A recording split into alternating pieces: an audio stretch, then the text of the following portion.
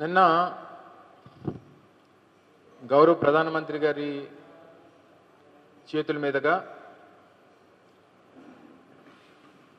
ఉత్తరాంధ్ర ప్రాంతానికి సంబంధించినటువంటి అత్యంత కీలకమైనటువంటి భోగాపురం ఇంటర్నేషనల్ ఎయిర్పోర్ట్ ప్రారంభోత్సవం జరగడం చాలా సంతోషం. ఎప్పటి నుంచో ఈ ప్రాంత ప్రజలు ముఖ్యంగా ఉత్తరాంధ్ర ప్రాంతం తాలూకా దశ దిశ మార్చేటువంటి దానికి ఈ ప్రాజెక్టు ఎంతగానో దోహదపడుతుందని చెప్పి నమ్మినటువంటి సందర్భంలో నిన్న అది ప్రారంభోత్సవం కావడం చాలా సంతోషం. దాన్ని డెవలప్ చేసినటువంటి ఈ ప్రాంతానికి చెందినటువంటి పెద్దలు జిఎంఆర్ గారికి కూడా హృదయపూర్వకంగా శుభాకాంక్షలు తెలియజేస్తా ఉన్నా. అంటే సహజంగా ప్రధానమంత్రి గారు పాల్గొనేటువంటి సభల్లో వాస్తవాలు అనేటువంటివి ప్రజలకు చెప్పాల్సినటువంటి బాధ్యత, ఆ సభల్లో మాట్లాడేటువంటి ప్రముఖులకి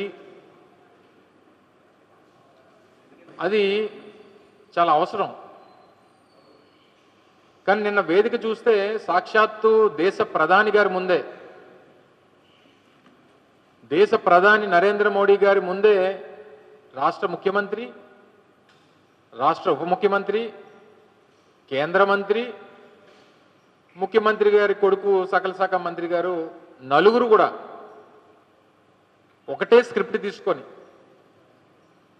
ప్రతిపక్ష నాయకులైనటువంటి శ్రీ వైఎస్ జగన్మోహన్ రెడ్డి గారి మీద విమర్శలు చేసేటువంటి దానికి ఆ వేదికను వాడుకున్నారు.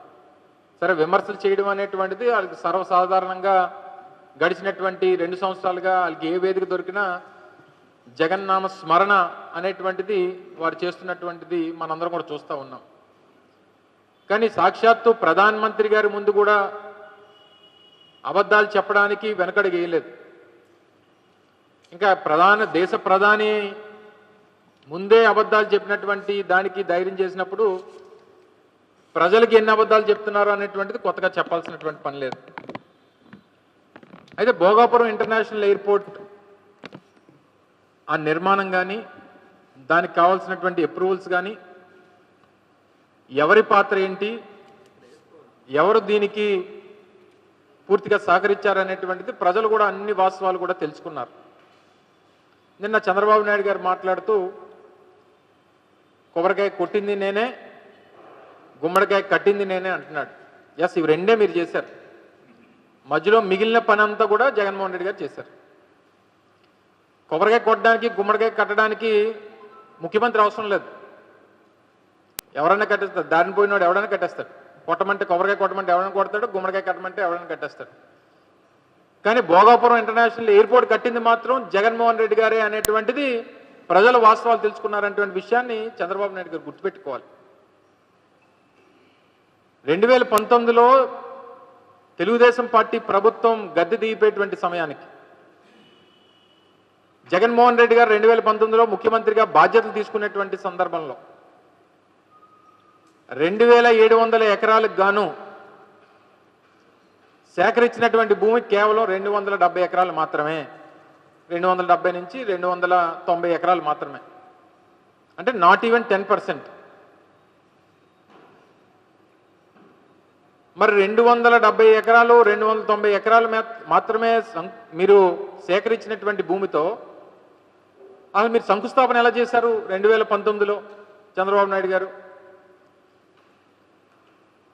భూమి లేదు, కాంట్రాక్టర్ లేడు, జిఎంఆర్ ఇంటర్నేషనల్ ఎయిర్పోర్ట్ ఇన్కార్పొరేషన్ లేదు, ఏది లేకుండా ఫిబ్రవరి 14, 2019ని చంద్రబాబు నాయుడు గారు శంకుస్థాపన ఏ ఉద్దేశంతో చేశారు? ఎవరిని మభ్యపెట్టడానికి చేశారు? ఎవరిని మోసం చేయడానికి చేశారు? ఇది వాస్తవం కాదా? భూమి లేక, కాంట్రాక్టర్ లేక, ఫైనాన్షియల్ క్లోజర్ లేక, క్లియరెన్స్లు లేక, ఏది లేకుండా చంద్రబాబు నాయుడు గారు శంకుస్థాపన చేశారు. అందుకని అన్న, కొబ్బరికాయ కొట్టడానికి మీ శిలాఫలకం ఓపెన్ చేయడానికి ఒక తాపీ మేస్త్రిని మీ చేతి కొబ్బరికాయ ఇచ్చినోడు ఉంటే చాలు. మీరు ఇటువంటి శిలాఫలకాలు ఈ రాష్ట్రంలో ఉమ్మడి ఆంధ్రప్రదేశ్లో కొన్ని వేల శిలాఫలకాలు ఉన్నాయి చంద్రబాబు నాయుడు గారు. ఇలా తుప్పలు పట్టేసినవి. ఎందుకంటే ఆయనకి ఎన్నికల ముందు వారి ఎన్నికల అవసరాల కోసం ఇటువంటి శిలాఫలకాలు, కొన్ని వందల శిలాఫలకాలు ఉమ్మడి ఆంధ్రప్రదేశ్లో వేసినటువంటి సందర్భాలు చూసాం. ఈ సందర్భంలో మేము ఆ రోజు 2019లో మేము అధికారంలోకి వచ్చేటువంటి సమయానికి 130 పైచిలకు లీగల్ ఇష్యూస్ ఉన్నాయి ఆ భోగపురం ఇంటర్నేషనల్ ల్యాండ్ ఎక్విజిషన్కి. 2020లో కోవిడ్ని ఎదుర్కొన్నాం. మే 19, 2020 జిఎంఆర్ ఇంటర్నేషనల్ ఎయిర్పోర్ట్ ఇన్కార్పొరేషన్ అనేటువంటిది 2020లో జరిగింది. దానికి తగ్గ సర్టిఫికేట్ ఆఫ్ ఇన్కార్పొరేషన్ ఇది. సర్టిఫికేట్ ఆఫ్ ఇన్కార్పొరేషన్ ఇది డాక్యుమెంట్. మీలా వేగ్గా ఏది పడితే అది మాట్లాడి మీరు చేయకపోయినా మేమే చేసామనేటువంటి ఆ క్రెడిట్ తీసుకునేటువంటి ఉద్దేశాలు మీలా మాకు లేవు. ఇది 2020 మే నెలలో ఇన్కార్పొరేషన్ అయినటువంటి జిఎంఆర్కి సంబంధించినటువంటి సర్టిఫికేట్ ఆఫ్ ఇన్కార్పొరేషన్. 2023 మేము శంకుస్థాపన చేసేటువంటి సమయానికి పూర్తిగా 2700 ఎకరాలు భూమిని సేకరించి దానికి దాదాపు 500 కోట్ల రూపాయలు ఎక్విజిషన్కి ఖర్చు పెట్టి 4 గ్రామాలు రీహాబిటేట్ చేయాల్సినటువంటి పరిస్థితి వస్తే 4 గ్రామాలని రీహాబిటేట్ చేసి స్ట్రక్చరల్ కాంపన్సేషన్ ప్రతి ఇంటికి దాదాపు 10 లక్షల రూపాయలు ఇవ్వాలనంటే 10 లక్షల రూపాయలు స్ట్రక్చరల్ కాంపన్సేషన్ ఇచ్చి రీహాబిటేట్ చేసినటువంటి ప్రాంతాల్లో కావాల్సినటువంటి ఇన్ఫ్రాస్ట్రక్చర్ కల్పించి దాదాపు 1000 కోట్ల రూపాయలు ల్యాండ్ ఎక్విజిషన్కి R&Rకి ఖర్చు పెట్టినటువంటి ఘనత జగన్మోహన్ రెడ్డి గారి ప్రభుత్వానికి. 2023 సమయానికి అసలు ఓవరాల్గా జిఎంఆర్ ఇంటర్నేషనల్ ఎయిర్పోర్ట్కి సంబంధించినటువంటి దాంట్లో ప్రభుత్వం తాలూకు ఈక్విటీ ఏంటి? ప్రభుత్వం తాలూకు ఈక్విటీ 2200 ఎకరాల భూమిని ఆ సంస్థకి ఇవ్వడం అనేటువంటిదే ప్రభుత్వం తాలూకు ఈక్విటీ. ఇది మనం వాళ్ళకి హ్యాండ్ ఓవర్ చేస్తే మిగిలినటువంటి కన్స్ట్రక్షన్ యాక్టివిటీ అంతా కూడా ఆ పెట్టుబడి అంతా కూడా ఆ సంస్థ పెట్టుకుంటుంది. ప్రయాణాలు ఏదైతే కమర్షియల్ యాక్టివిటీ స్టార్ట్ అయిన తర్వాత ప్రయాణానికి ఒక్కొక్క ప్రయాణికుడికి ఇంత అనేటువంటిది ప్రభుత్వానికి ఆ సంస్థ చెల్లించాలనేటువంటిది అగ్రిమెంట్. సో 2200 ఎకరాలు ప్రభుత్వం వారికి హ్యాండ్ ఓవర్ చేసి వాళ్ళకి అక్కడ ఉన్నటువంటి గ్రామాల్ని రీహాబిటేట్ చేసి వారికి అన్ని రకాలుగా కూడా సహకరించి క్లియరెన్సులు తీసుకుని వచ్చి సేఫ్టీ క్లియరెన్సెస్ కానీ లేకపోతే ఫైర్ కానీ ఎన్వైరన్మెంటల్ క్లియరెన్సులు కానీ డీజీసీఏకి సంబంధించినటువంటి క్లియరెన్సులు కానీ అన్నీ కూడా క్లియరెన్సులు కూడా 2019-24 మధ్యలోనే తీసుకుని వచ్చాం. అన్ని క్లియరెన్సులు వచ్చిన తర్వాతే శంకుస్థాపన కార్యక్రమాన్ని మేము నిర్వహించడం జరిగింది. 2023 మే 3వ తారీఖున శంకుస్థాపన చేశాం. ఆ శంకుస్థాపన చేసినటువంటి కార్యక్రమం రోజే జగన్మోహన్ రెడ్డి గారు ఆ రోజు ముఖ్యమంత్రిగా ఈ రాష్ట్ర ప్రజలను ఉద్దేశిస్తూ మాట్లాడుతూ 2026లో ఈ ఎయిర్పోర్ట్ని ప్రారంభిస్తాం, ఇది టైం లైను, 2026 ఈ ఆంధ్ర రాష్ట్ర ప్రజలకి ఉత్తరాంధ్ర ప్రజలకి ఈ ప్రాజెక్ట్ని అంకితం చేస్తామనేటువంటి మాట ఆ రోజు ఈ రాష్ట్ర ప్రజలకు ఇచ్చారు. ఇది మేం చెప్పినటువంటి మాట కాదు. ఆ నిర్మాణం చేసినటువంటి సంస్థ జిఎంఆర్ గారు ఆ రోజు అదే వేదిక మీద నుంచి ఈ రాష్ట్ర ప్రజలకి ముఖ్యమంత్రి గారి సాక్షిగా దీన్ని 30 నెలల్లో పూర్తి చేసి రాష్ట్ర ప్రజలకు అంకితం చేస్తామనేటువంటి మాట చెప్పింది ఆ సంస్థ అధినేత జిఎంఆర్ గారు. నేను ఒకటే అడుగుతున్నా, నిన్న వేదిక మీద ప్రాజెక్టు డెవలపర్ అయినటువంటి మన దేశానికి రాష్ట్రానికి పేరు తీసుకొచ్చినటువంటి గొప్ప పారిశ్రామికవేత్త అయినటువంటి జిఎంఆర్ గారు ఈ ప్రాంతానికి ఉత్తరాంధ్ర ప్రాంతానికి చెందినటువంటి వ్యక్తి, ఆయనకి మాట్లాడేటువంటి అవకాశం మీరు ఎందుకు కల్పించలేదు? 5600 కోట్ల రూపాయలు పెట్టుబడి పెట్టి ఈ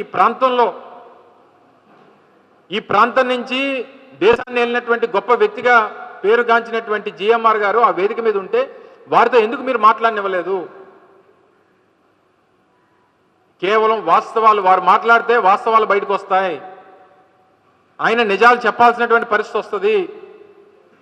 నిజాలు చెప్తే మీ తాలూకా క్రెడిట్ చోరీ ఎక్కడ బయటపడుతుంది అనేటువంటి భయంతో ఆ పెద్ద ఆయనతో మీరు మాట్లాడిచ్చేటువంటి అవకాశం కల్పించలేదు. మీ నలుగురు కలిసి జగన్మోహన్ రెడ్డి గారేమో ఎర్ర బస్సు రానటువంటి చోట ఎయిర్పోర్ట్ ఎందుకు అని అన్నారని చెప్పి తప్పుడు ప్రచారం చేస్తారా? ఇదే ఎయిర్పోర్ట్కి 15,000 ఎకరాలు కావాలని చెప్పి, తర్వాత 10,000 ఎకరాలని చెప్పి, తర్వాత 5,000 ఎకరాలని చెప్పి ఆ ప్రాంతంలో ఉన్నటువంటి ప్రజల్ని భయభ్రాంతులు చేస్తే, ఆ రోజు ప్రతిపక్ష నాయకుడిగా జగన్మోహన్ రెడ్డి గారి పోరాటంలో భాగంగా ఆ రోజు భోగాపురం ప్రాంతానికి వస్తే, ఆ ప్రాంతంలో ఉన్నటువంటి భూములకి, ఆ భూమి ఓనర్స్ ఎవరైతే ఉన్నారో ఆ బాధితుల్లో ఉన్నటువంటి ఒక మహిళ వచ్చి మాట్లాడుతూ, సార్ ఇన్ని వేల ఎకరాల భూమి ఎందుకు, ఈ ఎర్రబస్సు రానటువంటి ప్రాంతంలో ఎయిర్పోర్ట్ ఎందుకు అనేటువంటి మాట ఆ మహిళ మాట్లాడితే, ఆ మహిళ మాట్లాడినటువంటి మాటను ఆయన కోట్ చేస్తే దాన్ని జగన్మోహన్ రెడ్డి గారు మాట్లాడారని చెప్పి తప్పుడు ప్రచారం చేసి నిస్సిగ్గుగా ఒక ప్రధానమంత్రి గారి ముందు మీరు ఈ కార్యక్రమాలు, ఈ మాటలన్నీ మాట్లాడారు. అసలు మీలో ఎవరికన్నా ప్రధానమంత్రి గారు మాట్లాడినటువంటి ఆ ఉన్నటువంటి వేదిక మీద, గతంలో కూడా మేము ప్రభుత్వంలో ఉన్నప్పుడు విశాఖపట్నానికి ప్రధానమంత్రి గారు వచ్చినప్పుడు జగన్మోహన్ రెడ్డి గారు ముఖ్యమంత్రిగా ఆ రోజు వేదిక మీద నుంచి కొన్ని విషయాల్ని వారి దృష్టిలో ఉంచడం జరిగింది. ఆ రోజు మాట్లాడినప్పుడు చాలా క్లియర్గా అది వైఎస్ఆర్ కాంగ్రెస్ పార్టీ తాలూకా విధానం,